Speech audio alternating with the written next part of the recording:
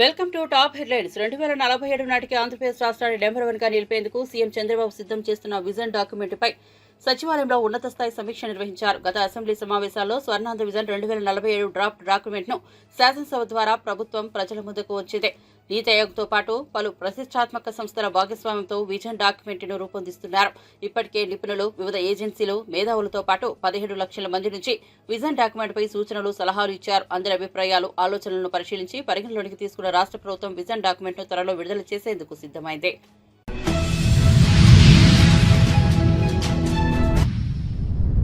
Kakinada anchorage వద్ద సముద్ర తీరంలో జరుగుతున్న రేషన్ బియ్యం స్మగ్లింగ్పై AP deputy CM Pawan Kalyan తీవ్ర ఆగ్రహం వ్యక్తం చేశారు.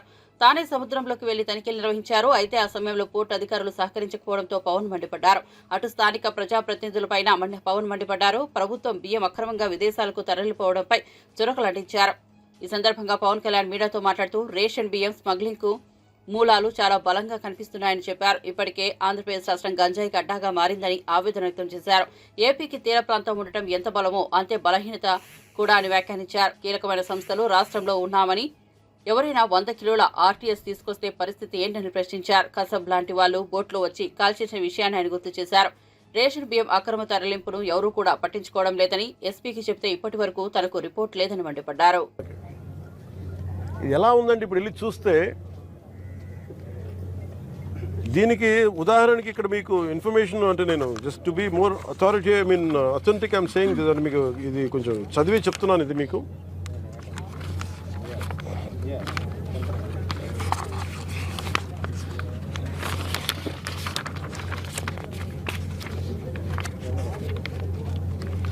కాకినాడ పోర్టుకి రోజుకి 1000 నుంచి 1100 లారీలు వస్తాయి. ఇది ప్రపంచంలో వివిధ ప్రాంతాలకి బియ్యం ఎగుమతి చేసే ఆ పోర్టులో చాలా కీలకమైనది. కానీ ఇంత పెద్ద పోర్టుకి ఇందాక ఈ వాళ్ళ సెక్యూరిటీ అధికారిని అడుగుతూ ఉన్నాను, ఎంతమంది ఉన్నారు మీ దగ్గర అంటే 1000 నుంచి 1100 లారీలు వెళ్ళే ఈ పోర్టుకి 16 మంది సెక్యూరిటీ. లారీకి ఎంతమంది ఉన్నారు మీరు అర్థం చేసుకోండి.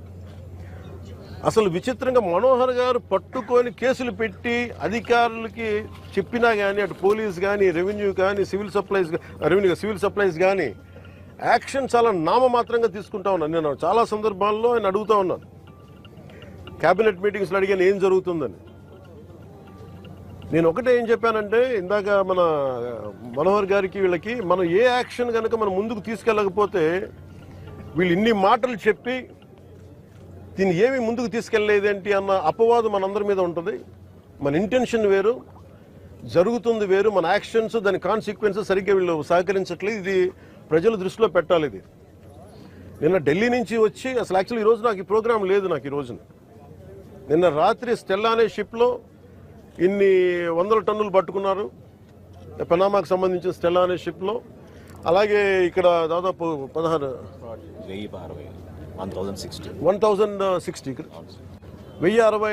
మెట్రిక్ టన్నులు ఇక్కడ పట్టుకున్నారు. ఇంత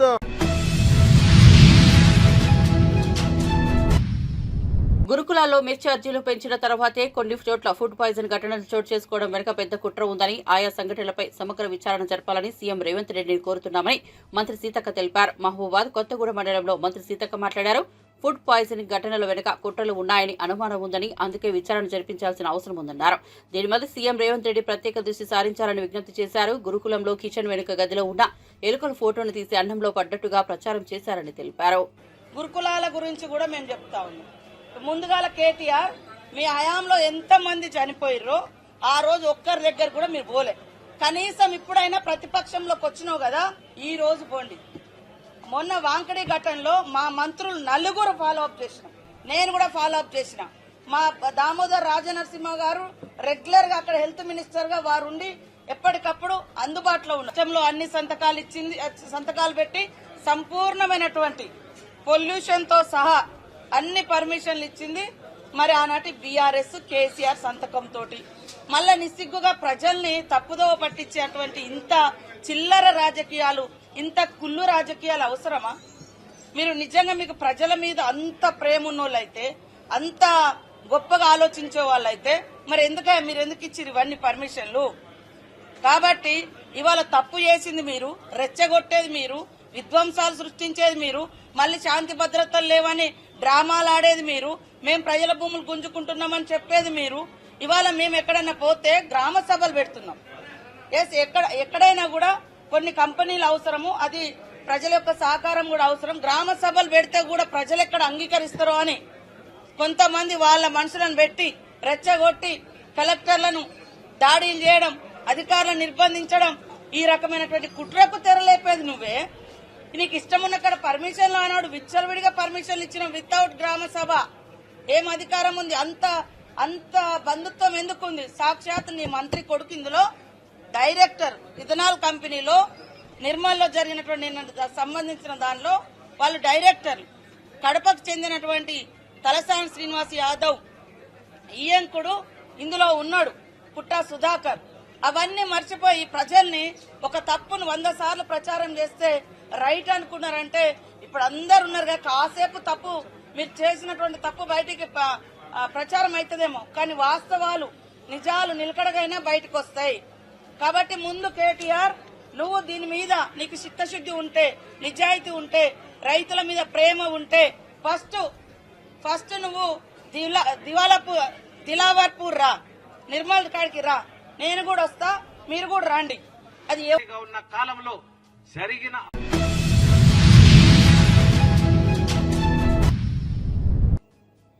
రాష్ట్ర ప్రభుత్వం ఆలోచనకు అనుగుణంగా ఏపీ ఛాంబర్ ఈ బిజినెస్ ఎక్స్పో ఏర్పాటు చేయడం అభినందనీయమని ఏపీ ఎక్సైజ్ శాఖ మంత్రి కొల్లు రవీంద్ర అన్నారు. ఏపీ ఛాంబర్ ఆధ్వర్యంలో బిజినెస్ ఎక్స్పోలో మంత్రి కొల్లు రవీంద్ర పాల్గొన్నారు. ఈ సందర్భంగా ఆయన మాట్లాడుతూ రాష్ట్రంలో పరిశ్రమల ఏర్పాటుకు ఉన్న అవకాశాలను ఎక్స్పోలో వివరిస్తున్నారు. పారిశ్రామికవేత్తగా ఎదగాలంటే అనువైన మార్గాలు ఇక్కడ తెలుసుకోవచ్చని తెలిపారు. మనకు తీర ప్రాంతంలో ఎంతో సంపద ఉంది, దానిపై దృష్టి పెట్టకపోవడం వల్ల నష్టపోయామన్నారు. ఈ క్రమంలో విజన్ ఉన్న నాయకుడు సీఎం చంద్రబాబు అన్నారు. సీఎం చంద్రబాబు వచ్చాక రాష్ట్ర రూపురేఖలు మారుతున్నాయన్నారు. అభివృద్ధి అంతా కూడా భ్రష్టు పెట్టింది. ఇవాళ గౌరవ ముఖ్యమంత్రి గారు అలాగే ప్రభుత్వం అధికారంలోకి వచ్చిన తర్వాత అన్ని ప్రాంతాలని, ఇవాళ విశాఖపట్నం, తిరుపతి, ఉత్తరాంధ్ర, రాయలసీమ అన్ని ఏరియాలను కూడా యూనిఫామ్గా డెవలప్ చేస్తున్నాం.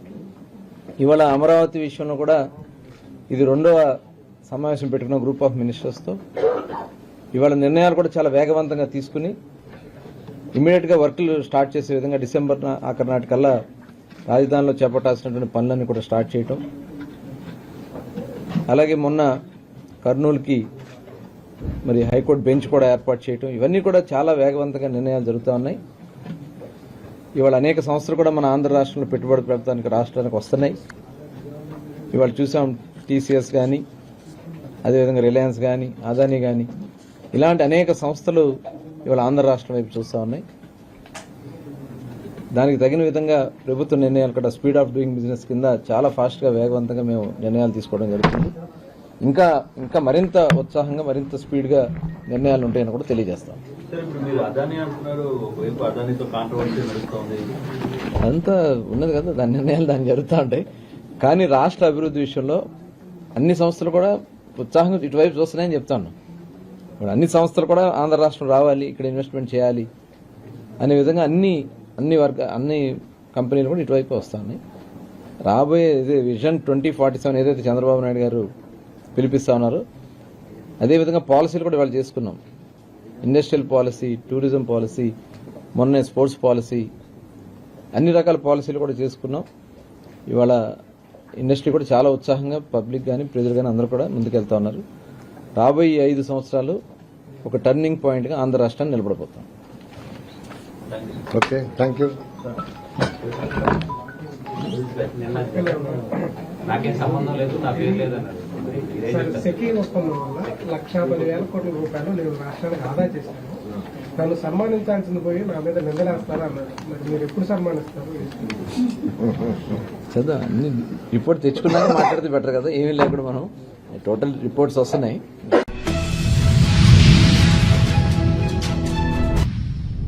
గురుకుల పాఠశాలలో ఫుడ్ పాయిజన్ ఘటనపై మంత్రి కొండా సురేఖ సంచలన వ్యాఖ్యలు చేశారు. ఆమె మాట్లాడుతూ గురుకులాల్లో కుట్రల వెనుక బీఆర్ఎస్ ప్రవీణ్ కుమార్ హస్తం ఉందని ఆరోపించారు. గతంలో ఆయన గురుకులాల కార్యదర్శిగా ఉన్నారు. ప్రభుత్వ అనుమతి లేకుండా ఆయన అనుచరులు సిబ్బంది నియమించుకున్నారు. ఇప్పుడు వారి ద్వారానే ప్రభుత్వంపై బురద జల్లేలా ప్రభుత్వంపై కుట్ర చేస్తున్నారని మండిపడ్డారు. అంతేకాదు ఆర్ఎస్ ప్రవీణ్ కుమార్ గురుకుల కార్యదర్శిగా ఉన్న సమయంలో భారీగా నిధుల దుర్వినియోగం జరిగిందని ఆరోపించారు. అవినీతి ఆరోపణలు వచ్చాకే ఆయన్ను కార్యదర్శిగా తొలగించారని అన్నారు. దీనిని వదలబోమని సమగ్ర విచారణ జరిపి నిందితులను కఠినంగా శిక్షిస్తామని అన్నారు. మధ్యాహ్న భోజనంలో వానపాము 36 మందికి అస్వస్థత. ఇంకొకటి గురుకులాలు ఆగమాగం, అంటే గురుకులాల్లో జ్వరంతో స్టూడెంట్ మృతి అయినా కూడా పట్టించుకొని ప్రభుత్వం.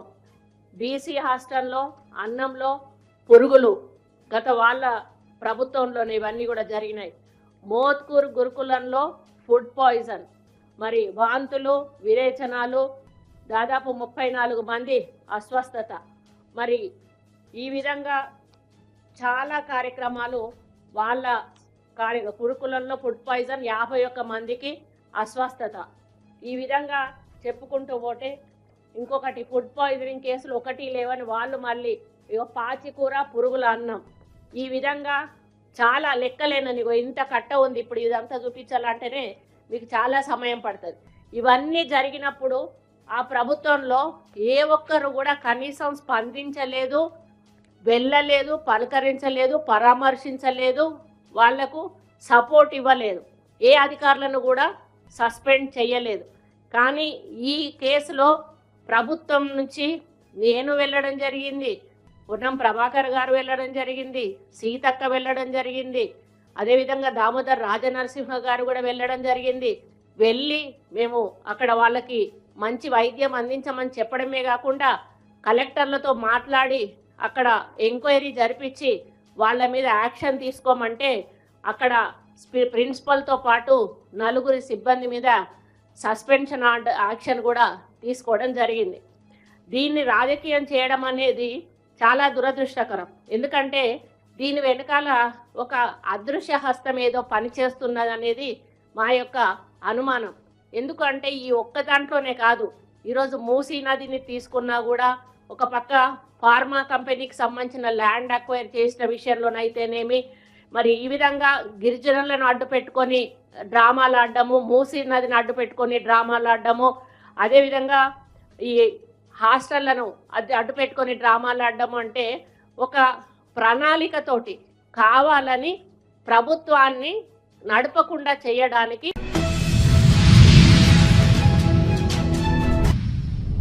పంచరామాల్లో ప్రథమ క్షేత్రం పల్నాడు జిల్లా అమరావతిలోని అమరేశ్వర స్వామిని మాజీ రాష్ట్రపతి రామ్నాథ్ కోవింద్ సతీ సమేతంగా దర్శించుకున్నారు. ఆలయ ఈవో సునీల్ కుమార్ ఆధ్వర్యంలో అర్చకుల బృందం పూర్ణకుంభంతో స్వాగతం పలికారు. మాజీ రాష్ట్రపతి కుటుంబ సభ్యులు స్వామివారిని దర్శించుకుని ప్రత్యేక పూజలు చేశారు. ఆలయ అర్చకులు వారికి వేద ఆశీర్వచనం చేసి స్వామివారి శేషవస్త్రం అందజేశారు.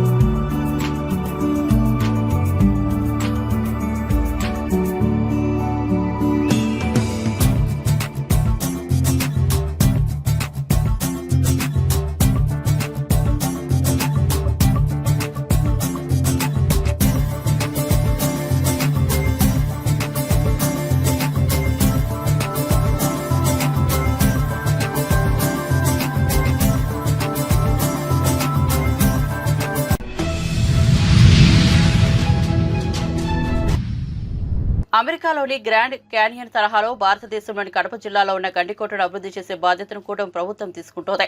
ఇందుకోసం కేంద్ర ప్రభుత్వం కూడా సహకరిస్తుండడం ఆనందంగా ఉందని గ్రామీణాభివృద్ధి కమ్యూనికేషన్ శాఖ కేంద్ర సహాయ మంత్రి డాక్టర్ పెమ్మసాని చంద్రశేఖర్ అన్నారు. ఢిల్లీలోని సమాచార భవన్లో విలేకరులతో మాట్లాడుతూ గండికోట అభివృద్ధికి 77.91 కోట్ల నిధులను కేటాయించినందుకు కేంద్ర మంత్రిత్వ శాఖకు ఆయన ధన్యవాదాలు తెలిపారు.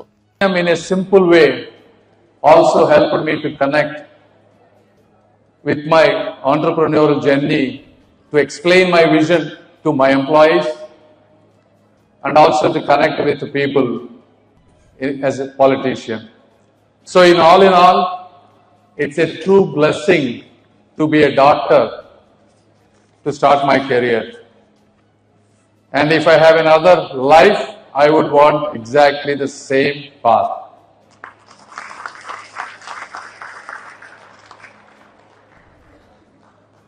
And today I carry with me the same dedication to listen, understand and act as a politician to heal the societies. A lot of you have been practicing in much more challenging places than me. Being a doctor in India isn't just a job. It's a journey filled with challenges and profound responsibilities. And one example is how the COVID-19 pandemic tested all of your resilience like never before. Many of you worked endless hours, sacrificed time with your families, and put your own lives at risk. When the world stepped back, doctors stepped forward. Your dedication during these unprecedented times has been nothing short of heroic. So I wanted to thank you, everyone, from the bottom of my heart. However, we cannot ignore the challenges that continue to plague our profession. I listened patiently all your issues that you have been talking, and I also have taken a brief in Delhi from IMA members, because the issues that you are all facing are quite complex, whether it is related to infrastructure, working in rural areas with suboptimal conditions,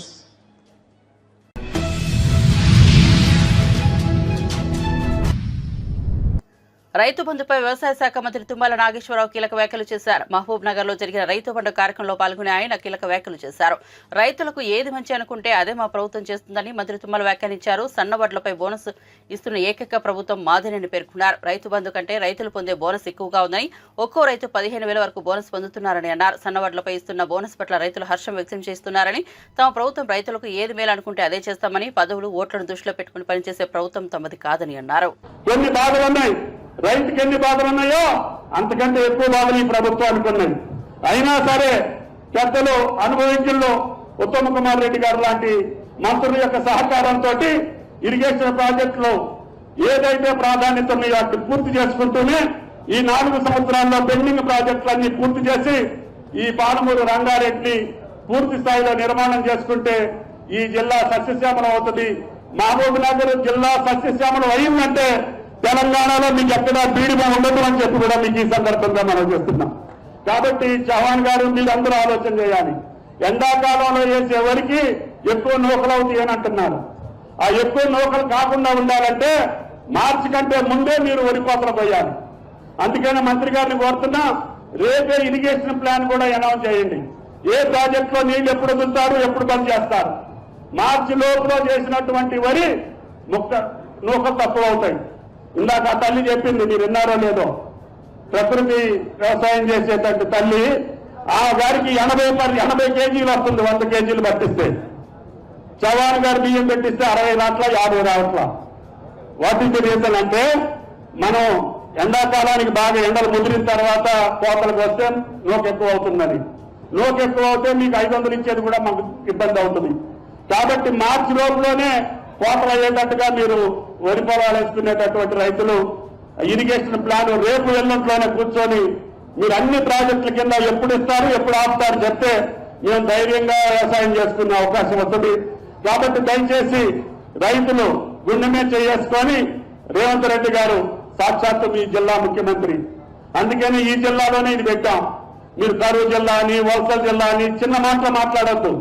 ఈ రాష్ట్రానికి పెట్టుబడి పెట్టే జిల్లా మహబూబ్నగర్ జిల్లా కావాలి. భవిష్యత్తులో ఎక్కువ భూభాగం ఉన్నటువంటి జిల్లా మహబూబ్నగర్ జిల్లా, ఎక్కువ కష్టకాలు ఉన్నటువంటి జిల్లా మహబూబ్నగర్ జిల్లా.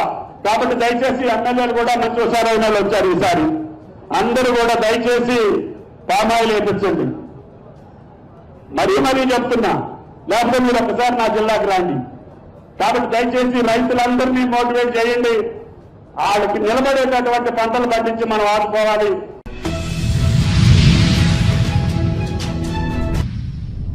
వైసీపీ హయాంలో రోడ్లన్నీ నీటి కుంటలుగా మారినా పట్టించుకోవడం లేదని హోంమంత్రి అనిత విమర్శించారు. కూటమి ప్రభుత్వంలో రహదారులని అభివృద్ధి చేస్తున్నామని స్పష్టం చేశారు. అనకాపల్లి జిల్లా పాయకరావుపేట నియోజకవర్గంలోని నర్సీపట్నం అడ్డరోడ్డు ఆర్ఎండ్బి రహదారి అభివృద్ధి పనులకు హోంమంత్రి శంకుస్థాపన చేశారు. సుమారు 24 కోట్ల రూపాయలతో ఈ రోడ్డును అభివృద్ధి చేస్తున్నామని తెలిపారు. జనవరి నాటికి రాష్ట్రంలో గుంతలు లేని రహదారులే ప్రభుత్వ లక్ష్యమని మంత్రి అనిత చెప్పారు. 3 సార్లు పాదయాత్ర కూడా చేశారు.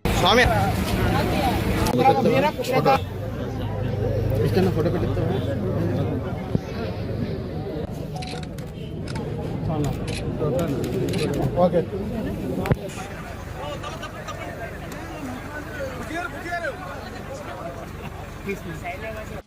మేము కూడా ప్రతిపక్షంలో ఉండేటప్పుడు ప్రత్యేకంగా దీని మీద 2-3 సార్లు పాదయాత్ర కూడా చేసాం, ధర్నాలు చేసాం.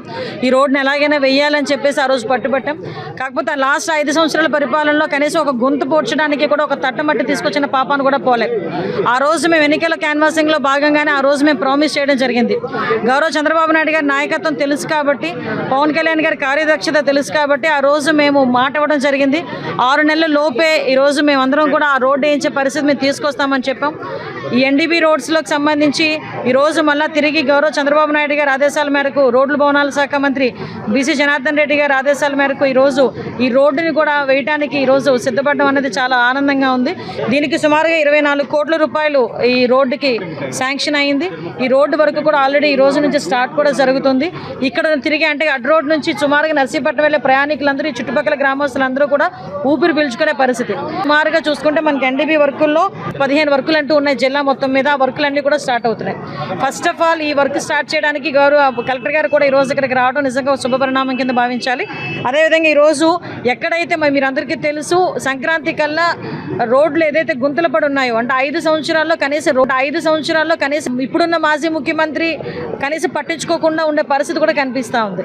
కాబట్టి ఈరోజు మళ్ళీ గౌరవ ముఖ్యమంత్రి గారు వచ్చిన తర్వాత గుంతలు లేని రోడ్లు చేస్తానని మాట ఇచ్చిన ప్రకారం ఈరోజు జనవరి 15th కల్లా ఎక్కడైనా గుంతలుంటే రోడ్లన్నింటినీ కూడా పోడ్చమని చెప్పి డబ్బులు శాంక్షన్ చేయడం జరిగింది. పాయకరావుపేట నియోజకవర్గంలోనే 15 వర్కులకి 1,50,00,000 రూపాయలు. అదేవిధంగా డిస్ట్రిక్ట్ మొత్తం చూసుకుంటే 68 వర్కులకి 4,80,00,000 రూపాయలతో ఈ జనవరి 15th కల్లా రోడ్లని గుంతలు కూడా పూర్తి చేసి క్లియర్ చేయమని గౌరవ ముఖ్యమంత్రి గారు ఆదేశాలు ఇచ్చారు. ఆ ప్రకారంగా మేమందరం కూడా ముందుకెళ్తాం. ఇంతకు ముందు పాయకరావుపేట నియోజకవర్గంలో నేను ఎమ్మెల్యేగా ఉండేటప్పుడు ఏ వర్కులు జరిగినాయో అక్కడతో స్టాప్ అయిపోయింది.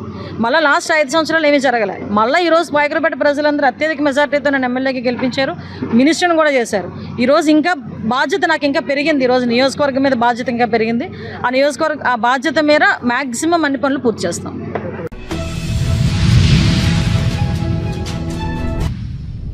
దీక్షా దివాస్ పేరుతో గత రోజులను గుర్తు చేసుకునేందుకు బీఆర్ఎస్ ప్రయత్నిస్తోందని కాంగ్రెస్ నేత అద్దంకి దయాకర్ ఎద్దేవా చేశారు. గతంలో తెలంగాణను ఇచ్చిన కాంగ్రెస్ ను కనుమరుగు చేయాలని బీఆర్ఎస్ చూసిందని, ఇందుకోసం బీజేపీతో కలిసిందని మండిపడ్డారు. కేవలం రాజకీయ ప్రయోజనం తప్పితే ప్రజా ప్రయోజనం, రాష్ట్ర ప్రయోజనం లేని బీఆర్ఎస్ ను ప్రజలు నమ్మే పరిస్థితిలో లేరన్నారు.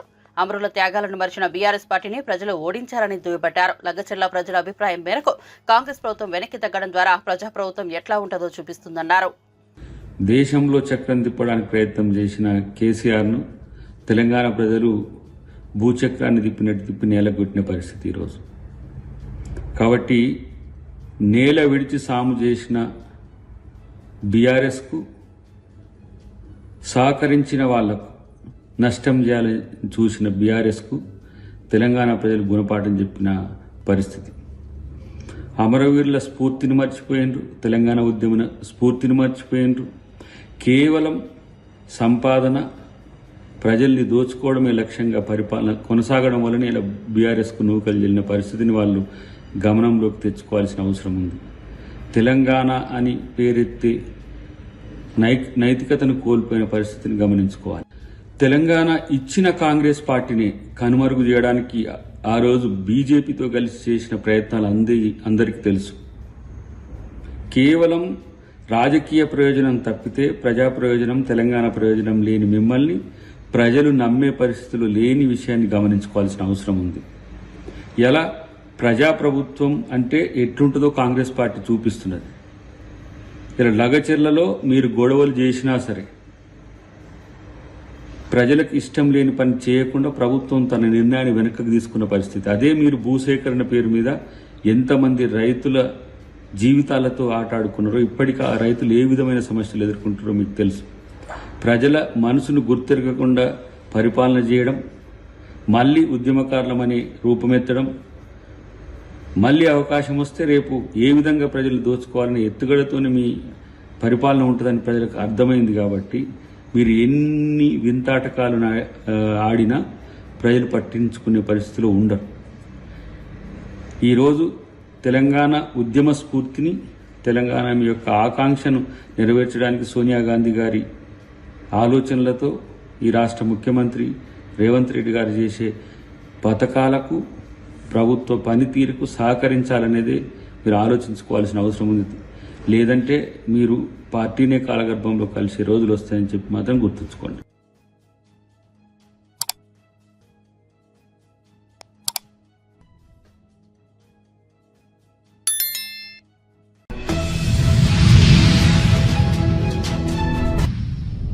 దశాబ్దాల కళ అయిన తెలంగాణ ఇచ్చిన సోనియా గాంధీ పట్ల రాష్ట్రంలోని అన్ని రాజకీయ పార్టీలు కృతజ్ఞతతో ఉండాలని మంత్రి పొన్నం ప్రభాకర్ సూచించారు.